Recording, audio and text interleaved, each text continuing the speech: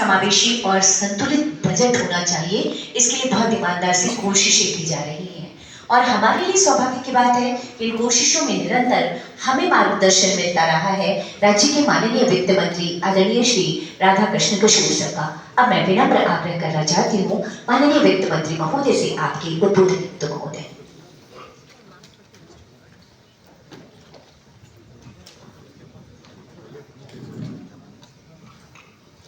धन्यवाद संचालिका जी। अबुआ दिशम बजट गोष्ठी के इस अवसर पर राज्य के मुख्यमंत्री माननीय श्री हेमंत सोरेन जी, मुख्य सचिव श्री अविनाश कुमार जी,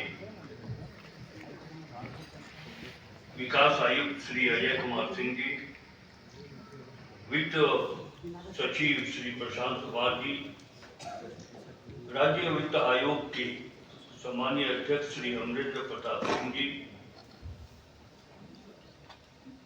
सचिव संसाधन श्री अमित कुमार जी,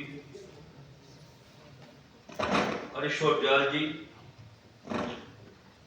राज्य सरकार के विभिन्न विभागों से इस संगोष्ठी के अवसर पर उपस्थित सभी सचिवगण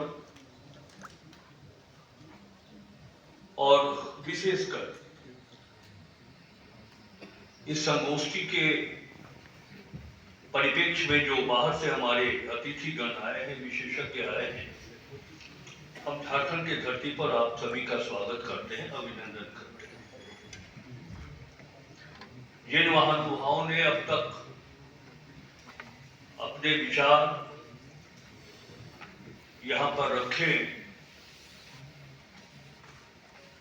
मैं आपके उन विचारों का स्वागत करता हूं और प्रयास करूंगा राज्य के वित्त मंत्री के नाते अपने वित्त सचिव जी के माध्यम से मुख्यमंत्री जी की जो इच्छा है कि राज्य को कैसे बेहतर बनाएं, आपके उन सुझावों को हम शामिल कर सके 26-27 के बजट में। ये हमारी कोशिश होगी। आपके जो महत्वपूर्ण सुझाव हैं उसको हम आत्मसात करेंगे, राज्य सरकार आत्मसात करेगी। मैं बहुत अधिक समय नहीं लूंगा। काफी बजट के तकनीकी पहलुओं पर इसके पहले भी जनवरी माह से ये शुरू हुआ है संगोष्ठी, 2 दिवसीय संगोष्ठी। राज्य और राज्य के बाहर से कई विशेषज्ञ आए हैं, उन्होंने अपने आइडियाज को 2026-27 के बजट में के लिए रखा है और मुझे एक बात की प्रसन्नता हो रही है कि इसके पहले यानी कि 2025-26 के बजट के अवसर पर जो संगोष्ठी का आयोजन किया गया उसमें लगभग 1100 सुझाव प्राप्त हुए थे। हमारे बजट से राज्य सरकार का जो बजट वो आम जनों पर इतना प्रभाव डाला है कि ये बताते हुए प्रसन्नता हो रही है कि इस बार जो सुझाव आए हैं उसकी संख्या लगभग 2000 से अधिक है, जो ये प्रमाणित करता है कि आम जनों को राज्य सरकार के बजट पर भरोसा है और वह सुझाव देना चाहते हैं जिसके माध्यम से वो इस राज्य को और कितना अधिक विकास की ऊंचाइयों पर ले जाए। मैंने कहा कि ये प्रमाणित करता है कि लोगों का बजट, हमारे सरकार के बजट से बहुत सारी उम्मीदें हैं।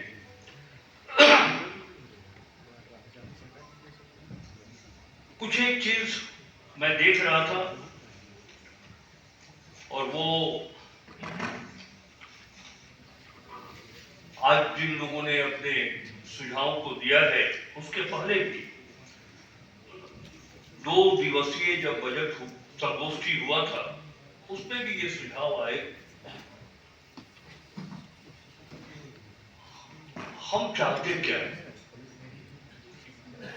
सरकार की कोशिश क्या है,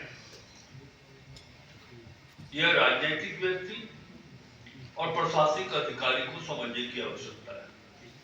मैं स्वयं को उस कटघरे में रखना चाहता हूं उस दायरे में रखना चाहता हूं कि हमारी प्राथमिकता क्या होनी चाहिए।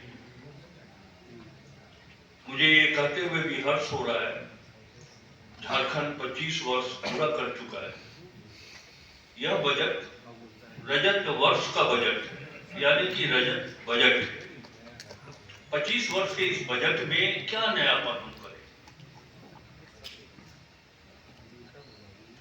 2000 में जब ये राज्य अलग हुआ था तो उन दिनों बिहार से हट करके जब हम लोग झारखंड आए थे तो मैंने एक संक्षिप्त लेख लिखा था कि झारखंड का अपना बजट होना चाहिए। सामाजिक परिवेश, ग्रामीण परिवेश, शहरी परिवेश, हमारा रहन सहन, हमारी जीविका, इस पर आधारित हमारा बजट हो। हम अगल बगल के राज्यों के बजट को कॉपी पेस्ट करने के बजाय हम अपने जरूरत के आधार पे रिसोर्सेज को भी डेवलप करें और बजट भी हम उसी आधार पर बनाएं। धीरे धीरे पूर्व की सरकार इस ओर आगे बढ़ती रही, लेकिन हमारे मुख्यमंत्री श्री हेमंत सोरेन जी ने काफी गंभीरता से, उनकी जो कार्यावधि 5-6 वर्षों की है, तो आप एक चीज देखेंगे सोशल सेक्टर में, थोड़ा सुन लेती तो मुझको और अच्छा लगता, लेकिन कोई बात नहीं, थैंक यू। तो मैं ये कह रहा था कि मैया समान योजना की प्रशंसा और उसकी उपयोगिता के बारे में सभी लोगों ने कहा। कल मैं दिल्ली में था, दिल्ली के विभिन्न राज्यों से आए हुए लोगों से हमारी मुलाकात हुई, तो लोगों ने इतना एप्रिशिएशन दिया मैया सम्मान योजना का। बात भी सही, 2,500 रुपया कुछ है नहीं, लेकिन अगर एक परिवार में 2 लोगों को मिल रहा है तो 5,000 रुपया है, 4 लोगों को मिल रहा है तो 10,000 रुपया। सामाजिक जो अंतर है, मैया सम्मान योजना उस सामाजिक अंतर को पाटने का काम कर रही है। एक सुखी संपन्न परिवार के बच्चे जब स्कूल जाते हैं तो वेल ड्रेस्ड होते हैं, उनके पैरों में जूता होता है, उनके तन पर स्कूल के ड्रेस होते हैं। लेकिन वही गरीब का बच्चा जब स्कूल जाता था तो उनके पास चप्पल नहीं होते, जूता नहीं होते, उनके तन पर स्कूल का ड्रेस नहीं होता था। लेकिन ये मैया सम्मान योजना का कमाल है कि आज वो बच्चे भी, गरीब के बच्चे भी वेल ड्रेस्ड होकर के स्कूल जा रहे हैं।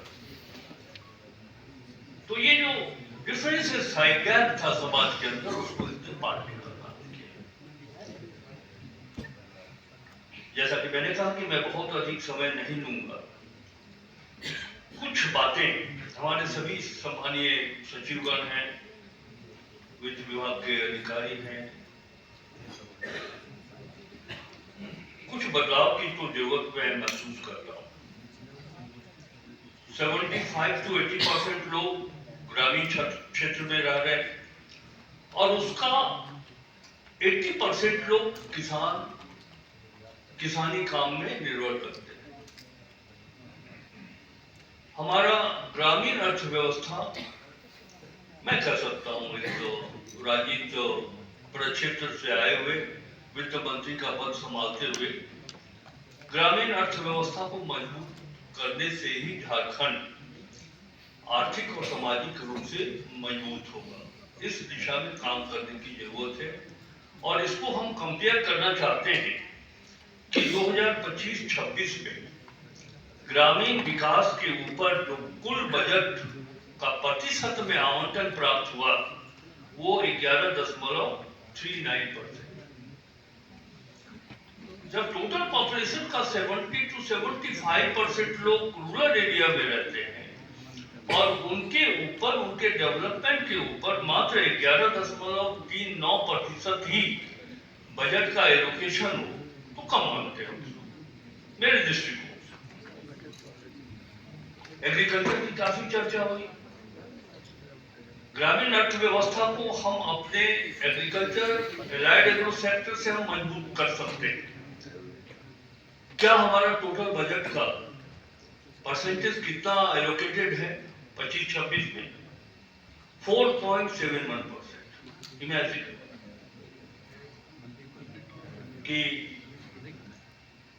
हम जिस सेक्टर को आगे ले जाना चाहते हैं, तो हम जब तक उन्हें फंडिंग नहीं करेंगे प्लान के माध्यम से, तो वो अपलिफ्टमेंट हम पूरा नहीं कर सकते।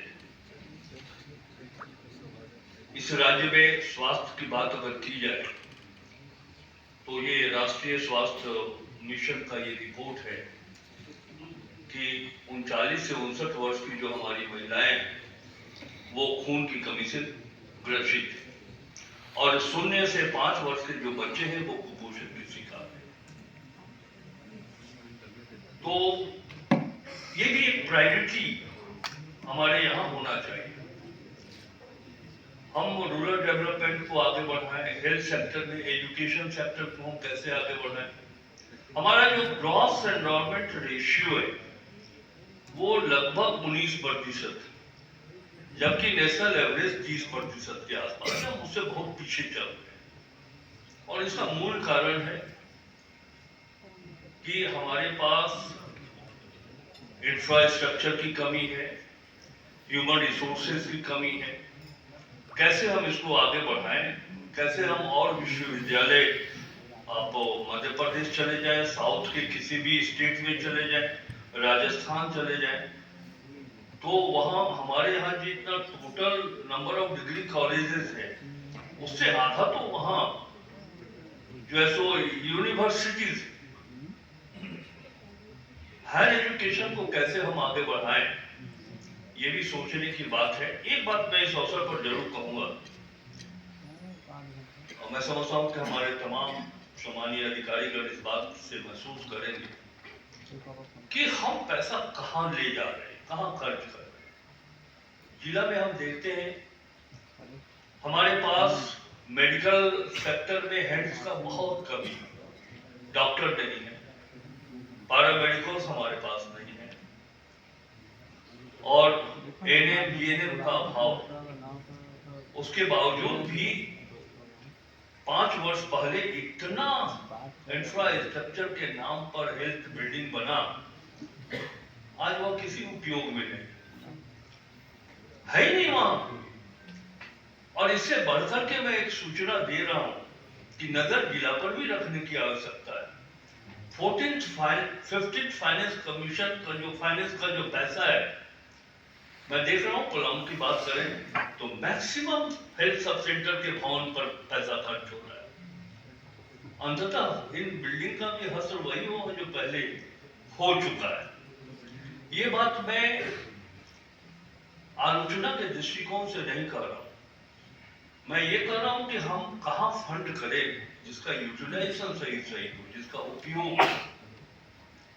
क्यों नहीं ऐसे पैसे को हम उन पहाड़, क्योंकि उग्रवाद प्रभावित क्षेत्र है, उन पहाड़ के गोद में रहने वाले गांव के आर्थिक सामाजिक विकास के ऊपर ये पैसा हम क्यों नहीं खर्च कर सकते? किया जाना चाहिए। या मैं मानता हूं कि ये जो जिला को निर्णय लेना है, मुखिया साहब लोगों को निर्णय लेना है, लेकिन मैं ये भी जानता हूं कि सरकार से ऊपर कोई स्टेट में तो नहीं है।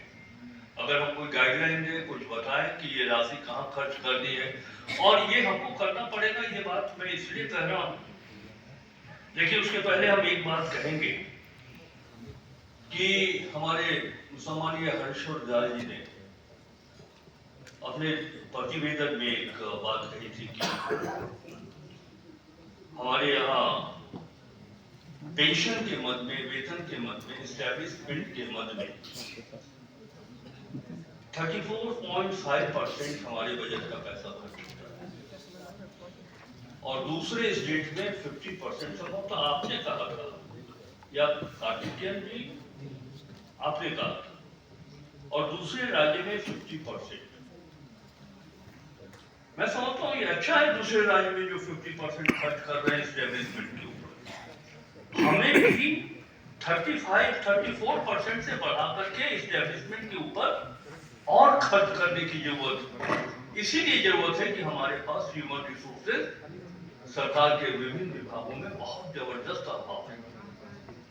अगर हम एक तरफ ये बताएं कि स्कीम सेक्टर में हम 91,000 करोड़ रुपया हमने दिया है और लगभग 43,000 करोड़ रुपया हम इस्टेब्लिशमेंट के ऊपर दे रहे हैं, ये अच्छी बात मेरे दृष्टिकोण से नहीं है। कहे कि अगर हम कम इस्टेब्लिशमेंट के ऊपर यहाँ गुंजाइश है, लगभग 1.5-2 लाख सरकारी पद खाली पड़े हुए, हमारे पास इंजीनियर्स नहीं है, हमारे पास डॉक्टर्स नहीं है, हमारे पास कई डिपार्टमेंट में हैंड्स की कमी, हम वैसे लोगों को, और एक बात मैं ये भी कहूँ कि वैसे लोगों को वैसे विभागों में मानव संसाधन को भरते हुए हम आगे चले। लेकिन वित्त मंत्री होने के नाते हम ये भी जानते हैं, आज है 29 जनवरी और 18 फरवरी से बजट सत्र शुरू होना है, तो जितना बजट की तैयारी होनी होगी वो तो लगभग हो चुकी है। हमारे विचार कितने शामिल किए जा सकेंगे, इससे कहने का तात्पर्य यह है कि जब भी बजट पूर्व संगोष्ठी हो, वो वित्तीय वर्ष के सितंबर अक्टूबर माह से हम लोग को शुरू करना चाहिए, ताकि हमारे पास पर्याप्त समय मिले कि जो अच्छे सुझाव हैं उनको हम कमिंग फाइनेंशियल ईयर में शामिल कर सकें। एक अंतिम बात है, हमारे पूर्व के सभी वक्ताओं ने कहा कि कैसे मैं बहुत डिटेल में नहीं जाना चाहूंगा, हमारे यहाँ संभावनाएं हैं, हम मिल्क प्रोडक्शन में आगे ले जा सकते हैं, बिहार से मिल्क आता है, फिशरीज के सेक्टर में हम आगे ले जा सकते हैं, वो आता है कहां से, केरल से, वेस्ट बंगाल से, और इसी तरह एनिमल हस्बेंड्री में भी हम और अपने को स्ट्रॉन्ग, इससे दो फायदा होगा, एक तो जो हमारा रिक्वायरमेंट है वो इसी स्टेट में मिलेगा, और दूसरा हम एम्प्लॉयमेंट भी ग्रामीण क्षेत्र के लोगों को दे सकेंगे। मैं बिना किसी क्रिटिसिज्म के, और मैं कितना क्रिटिसाइज करूंगा, मैं खुद वित्त मंत्री हूं, मैं खुद को करता हूं कि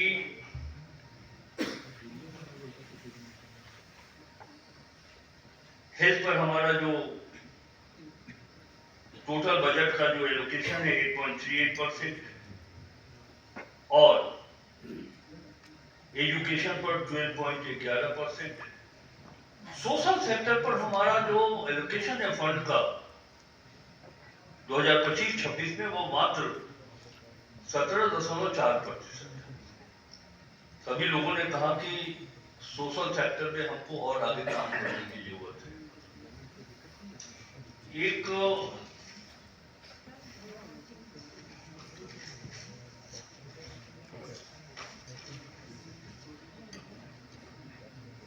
मैं देख रहा था, और ये अच्छा अवसर है कि सभी हमारे सम्मानीय सचिवगण हैं यहाँ पर, वित्त सचिव स्वयं उपस्थित हैं, रिसोर्सेज के हमारे सेक्रेटरी भी यहाँ पर अवेलेबल हैं, एडिशनल चीफ सेक्रेटरी साहब यहाँ पर हैं, चेयरमैन साहब हैं। जब हम एलाइड एग्रो सेक्टर में आगे बढ़ने की बात करते हैं, डेवलप करने की बात करते हैं, तो एनिमल हस्बेंड्री में हमारा जो एलोकेशन है बजट का 456 करोड़, बहुत कम। डेयरी के ऊपर 400 करोड़ रुपए है, फिशरीज के ऊपर 177 करोड़ रुपया है। मैं बहुत आंकड़ों में नहीं जाऊंगा, मैं इतना बता सकता हूं कि नेशनल एवरेज जो पर हेड कंजम्पशन है मिल्क का, उससे हम बहुत पीछे हैं। जो फिशरीज का एक का जो कंजम्पशन है राष्ट्रीय औसत पर, हम बहुत पीछे हैं। अब सबसे चिंता वाली बात ये है कि हम अपने फंड को कैसे, रिसोर्सेज को कैसे मोबिलाइज करें, ये सबसे चुनौती भरा काम। हमारा बजट 1,44,000 45, 1,44,500 करोड़। अब देखिए हमारे स्टेट के पास, और मैं समझता हूं कि इस बात पर इस राज्य को, राज्य के अधिकारियों को, राजनीतिक नेतृत्वकर्ता को बहुत ही गंभीरता और संजीदगी से सोचने की जरूरत है। हमारा जो स्टेट ओन टैक्स है और स्टेट नॉन ऑन टैक्स है, ये दोनों मिलाकर के लगभग 41,000 करोड़ रुपया हमें प्राप्त है। ये पैसा हम प्राप्त कर देते हैं। राज्य का अपना जो रेवेन्यू है, नॉन टैक्स है, वो तो हम प्राप्त कर लेते हैं। और केंद्रीय करों में राज्य की हिस्सेदारी लगभग 47,000 करोड़ रुपये, ये हमारा टारगेट है। और ग्रांट्स इन एड 17,000 करोड़ रुपया, ये हमारा टारगेट है। मैं इस विषय की संवेदनशीलता पर फोकस इसलिए करना चाह रहा हूं कि आपको जानकर आश्चर्य होगा कि भारत सरकार से सेंट्रल टैक्सेस में स्टेट शेयर और ग्रांट इन एड, इसमें कटौती हो रही है। इस फाइनेंशियल ईयर की बात करें तो जनवरी तक 26,000 करोड़ रुपया हमारी सरकार को नहीं मिला है। ये मिलना था राशि केंद्र सरकार से। और एक ट्रेंड अगर आप देखेंगे तो मुझे ये कहने में मैं दुख के साथ ये बात कहना चाहता हूं, 2019-20 से लेकर के 24-25 तक या 25-26 तक ग्रांट्स एंड एड में धीरे धीरे कटौती हो रही है। जो टारगेट था हमारा इन 5-6 वर्षों में 1,06,000 करोड़ रुपया था, ये हम उम्मीद करते थे कि भारत सरकार से ये राशि हमें मिलेगी, और मिला कितना? 60,734 करोड़ रुपया, यानी कि 24,435 करोड़ रुपया सिर्फ अनुदान की राशि में हम लॉस में जा रहे हैं। और अगर सेंट्रल टैक्सेस में हिस्सेदारी की बात कर दें तो टोटल हमने आपको बताया कि 79,000 करोड़ की कमी हो रही है। अब मूल बात पर मैं आना चाहता हूं। जिस तरह से पॉलिटिकल गवर्नमेंट चलती है आपस में, भाई वहां हमारी सरकार नहीं है, वहां हमारी सरकार है, मैं बहुत खुलकर बात करने में पसंद करता हूं कि बात जो साफ है वो होनी चाहिए। हम तो ट्रेंड जो देख रहे हैं कि जल जीवन मिशन पर जो वो सेंट्रल शेयर मिलना चाहिए था वो नहीं मिला, लगभग 6,000 के आसपास 6,000 करोड़ रुपया नहीं मिला। ओल्ड एज पेंशन हमें नहीं मिल पा रहा है, जो centrally sponsored old age pension है। भारत सरकार से जो छात्रवृत्ति मिलनी चाहिए हम इस राज्य के बच्चों को, वो नहीं मिल पा रही। तो ये अब एक चीज आप देखिए, मैं यहां उपस्थित सभागार को सम्मानपूर्वक कहना चाहता हूं कि क्या इसके पीछे आप उठाना चाहते हैं, मतलब कदम क्या उठाना चाहते हैं, क्या आपके मन में सोच है? सेंट्रल टैक्सेस में अब हम अपने सेक्रेटरी साहब को कहेंगे कि और कमी होने वाली है, इसलिए कि जो स्लैब में कटौती की गई है, तो जाहिर सी बात है कि भारत सरकार के पास भी रेवेन्यू कम आएगा। जब भारत सरकार के पास रेवेन्यू कम आएगा तो स्टेट के पास भी सेंट्रल टैक्सेस में जो हिस्सेदारी है वो कम। मनरेगा चलता था 90-10% के बंटवारे पर, भारत सरकार 90 पैसा पर 90 रुपया खर्च करती थी, हम 10 रुपया खर्च करना पड़ता था। अब जो खर्च का बंटवारा हुआ है 60% राशि भारत सरकार, 40%।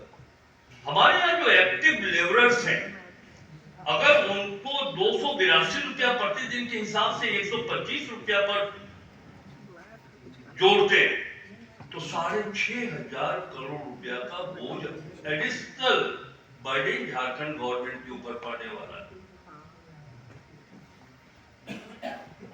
जीएसटी पता नहीं कैसा युक्तिकरण हुआ कि जीएसटी से बार बार जीएसटी काउंसिल में जब हम लोग गए थे बैठक में, तो मैडम फाइनेंस मिनिस्टर को हमने कहा था कि लॉस होने वाला है झारखंड, और अब जब जीएसटी रेशनलाइजेशन पर जो बातें आई हैं और जो कलेक्शन हम देख रहे हैं, वो बात प्रमाणित हुआ। हमारे वित्त विभाग के सेक्रेटरी साहब यहाँ पर हैं, रिसोर्सेज कमर्शियल टैक्स के भी सेक्रेटरी हैं। लगभग 4000 करोड़ रुपया प्रति वर्ष का नुकसान हो रहा है कि नहीं।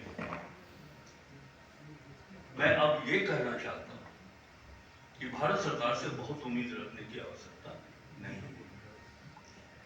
ये 79,000 जो हमें फाइनेंशियल लॉस हो रहा है, जो भारत सरकार से मिलता था, जो नहीं मिलेगा या मिलने की हम उम्मीद छोड़ें, हम अपने पैर पर मजबूत हों, अपने रेवेन्यू को हम इतना बढ़िया मोबिलाइज करें कि भारत सरकार के सामने हमें हाथ फैलाने की जरूरत नहीं पड़े। ये मान के चले कि जो फेडरल स्ट्रक्चर है, तो उसमें उनके द्वारा भेदभाव है। जहां वो है वहां सब कुछ ठीक है, जहां वो नहीं है तो उसके साथ उनकी सोच दूसरी बनी रहती है। अब हम अपना कर सकते हैं। मैंने कहा था हमारे रेवेन्यू सेक्रेटरी साहब यहाँ है। झारखंड के कई जिलों में लगभग 30 वर्षों से खास महाल की जमीन का नवीनीकरण नहीं हुआ है। अगर खास महाल जमीन की नवीनीकरण हम लोग कर लें तो 8,000 से 10,000 करोड़ रुपया, मुझे भरोसा है कि ये पैसा झारखंड सरकार को महीना, 2 महीना, 3 महीना में हासिल हो जाएगा। 80,000 हेक्टेयर में कोयला का खनन होता है झारखंड में। बीसीसीएल, सीसीएल और टाटा भी कर रहे हैं लोग। टोटल 80,000 हेक्टेयर हमारी जमीन गई है। हमारी जमीन पर वो पूरा जो वो धन का उपार्जन कर रहे हैं, उससे झारखंड की जमीन से कोयला खनन कर रहे हैं। बदले में हमको क्या मिलता है? उसके एवज में झारखंड को कोई सोशल रिस्पॉन्सिबिलिटी कुछ है ही नहीं। सेल पैसा उठाता है यहां से और यूनिवर्सिटी बनाता है दूसरे राज्य। सब में हम लोगों को कुछ बहुत ही कठोरता पूर्वक कुछ ऐसा बांधने की जरूरत है कि झारखंड का पैसा अगर तुम ले जा रहे हो, हम सीएसआर फंड की बात नहीं कर रहे, तो झारखंड के सोशल सेक्टर में तुमको काम करना पड़ेगा। अगर काम नहीं करोगे तो नो माइंड। ये मैं पॉलिटिकली मैं बोल रहा हूँ। कुल मिलाकर के मेरा यही है सुझाव कि सभी लोग, आप लोग सब कर्मठ हैं। हमारे जितने भी ऑफिसर्स हैं स्टेट के, वो सब कॉम्पिटेंट हैं।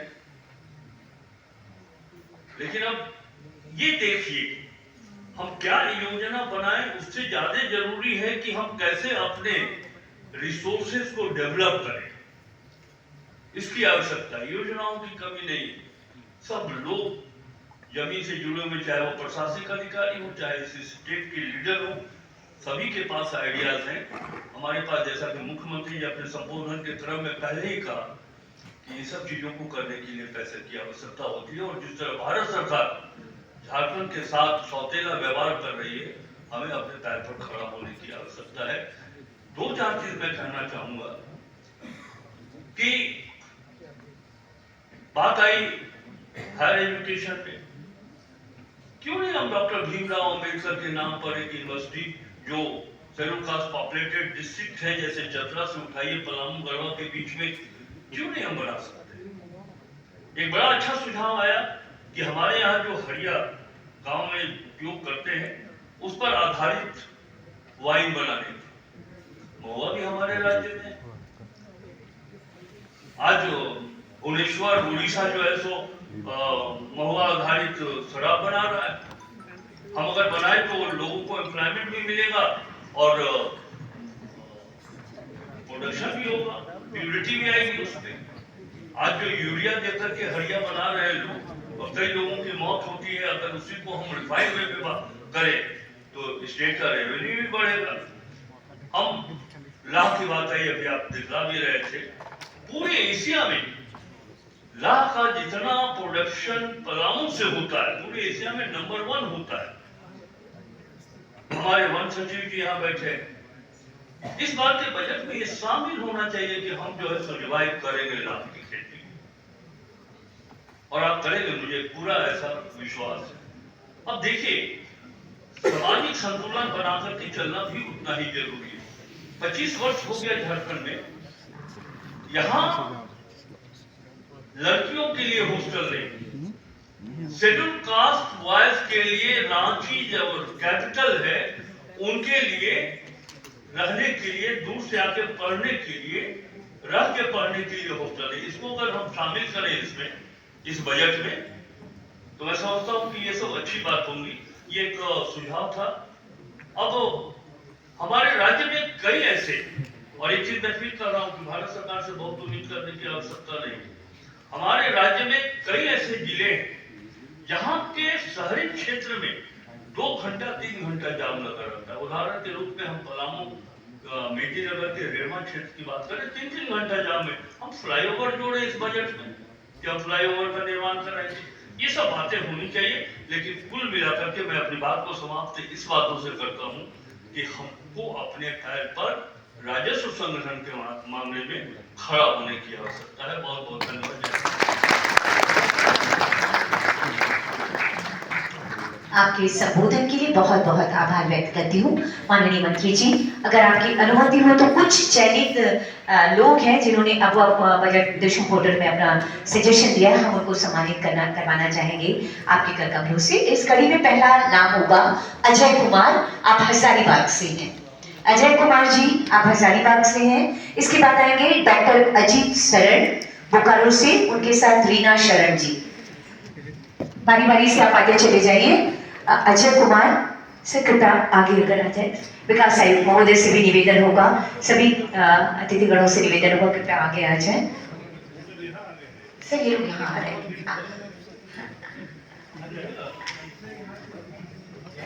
बारी बारी से आएंगे प्लीज। सभी अतिथिगणों से निवेदन, कृपया वहां खड़े हो जाएंगे। और उसके बाद हम एक सामूहिक फोटोग्राफी भी करेंगे अपने सभी एक्सपर्ट स्पीकर्स के साथ, और हमारे जिन लोगों को आज सम्मानित किया गया है। अजय कुमार जी पहला नाम, इसके बाद आएंगे डॉक्टर अजीत शरण, इसके बाद रिजवान अंसारी लातेहार जिला। रिजवान अंसारी जी, आप हैं लातेहार जिला से। रिजवान अंसारी जी, आप लातेहार जिला से। कीर्तिमान मुंडा रामगढ़ जिला, आप आएंगे प्लीज। सौरभ कुमार गुप्ता चतरा जिला। सौरभ कुमार गुप्ता चतरा जिला। जैसे जैसे आपका नाम बोला जाए वैसे आप आएंगे प्लीज, ताकि सर्टिफिकेट डिस्ट्रीब्यूशन में, इसमें सर्टिफिकेट और कैश प्राइजेस हैं आपके। सौरभ कुमार गुप्ता। कुंदन कुमार रांची से। कुंदन जी, आप रांची से हैं, निवेदन आपसे, कृपया आप आएंगे कुंदन कुमार, और सर्टिफिकेट लेके आप जाएंगे नहीं, एक सामूहिक फोटोग्राफी होगी माननीय मंत्री महोदय के साथ में। कुंदन कुमार रांची से। आनंद मोहन सिंह, कुंदन कुमार जी के बाद आनंद मोहन सिंह। आनंद मोहन सिंह जमशेदपुर से हैं। अगर आपकी उपस्थिति हो तो प्लीज हाथ खड़ा कर दीजिए। आनंद मोहन सिंह। कृष्ण कुमार राणा हजारीबाग जिला, प्लीज आप अपना हाथ उठाते जाएंगे तो मुझे पता चलेगा। कृष्ण कुमार राणा आप हैं, हजारीबाग जिला। पंकज कुमार हजारीबाग जिला। हाँ आइए पंकज जी प्लीज। विशेश्वर चाईबासा से, विशेश्वर जी आप हैं। विशेश्वर जी अगर आप हैं तो यस, पहले कृष्ण जी जाएंगे, उसके बाद पंकज जाएंगे, उसके बाद विशेश्वर। सुरेंद्र प्रसाद गुप्ता गुटला जिला।